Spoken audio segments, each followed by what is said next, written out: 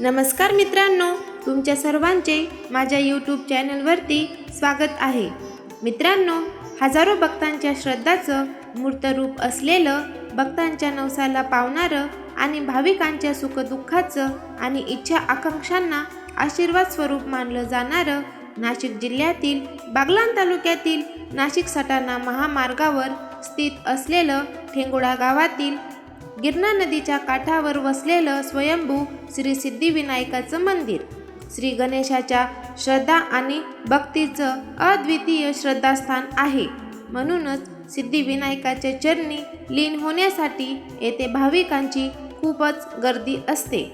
नाशिक सटाणा महामार्गावर लोणेर व ठेंगोडा या दोन गावांच्या दरम्यान गिरणा नदी काठावर गिरणेचं हिरवगार पाणी निसर्गाने निसर्ग नवलाईने नटलेल्या हिरव्यागार परिसरात सटाण्यापासून 10 किलोमीटर अंतरावर तर नाशिक शहरापासून साधारणपणे 75 किलोमीटर अंतरावर हे श्री सिद्धिविनायकाचं जागृत देवस्थान आहे।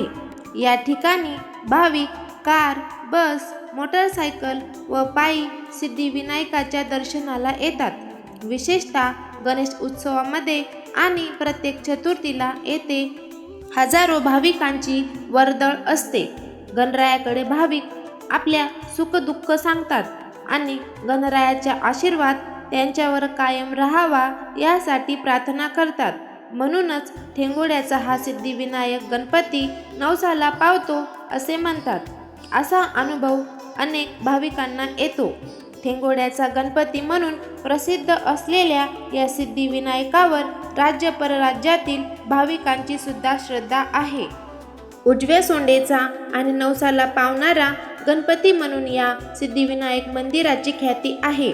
मंदिराची व्यवस्था जोशी कुटुंबांकडे 5 पिढ्यांपासून आहे। याचाच अर्थ हे मंदिर शेकडो वर्षे जुने आहे। असे म्हटले जाते की 1969च्या प्रचंड महापुरातही या गणपतीचे हे छोटेसे मंदिर आणि त्यात तेवत असलेला दिवा जसा होता तसाच राहिला असे आढळून आल्यानंतर या मंदिराची ख्याती जगभर पसरली। 1969च्या महापुरामध्ये गिरणा नदीवरील लोणेर आणि ठेंगोडा गावादरम्यान पूलही वाहून गेला होता, परंतु मंदिरावर आणि मंदिरातील एकूण एक वस्तूंवर कोणतेही संकट आले नव्हते। मंदिराचा परिसर हा मोठा आणि वास्तुशास्त्राप्रमाणे बांधला गेला आहे। मंदिराचं एकूणच विश्व हे भाविकांना आकर्षित करते। शेजारून वाहणारी गिरणा नदी आणि मंदिराच्या परिसरातील झाडे येथे आल्हाददायक व निसर्गरम्य वातावरणाची निर्मिती करतात।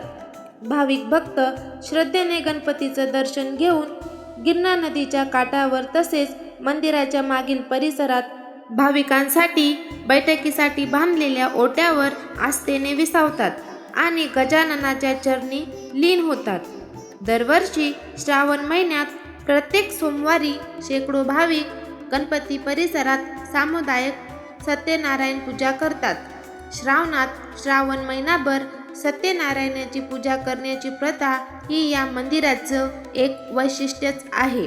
या सिद्धिविनायक मंदिरामध्ये बंडू नाना जोशी हे भक्तीनं आणि श्रद्धेनं सिद्धिविनायकाची नित्येने पूजा करतात।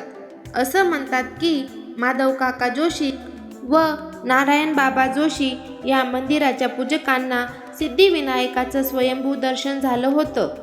वर्षभर या मंदिरामध्ये गणेश याग, गणेशोत्सव, गणेश प्रकट दिन, अन्नदान, त्याचप्रमाणे श्रावणात महिनाभर सत्यनारायण पूजा असे विविध उपक्रम चालतात।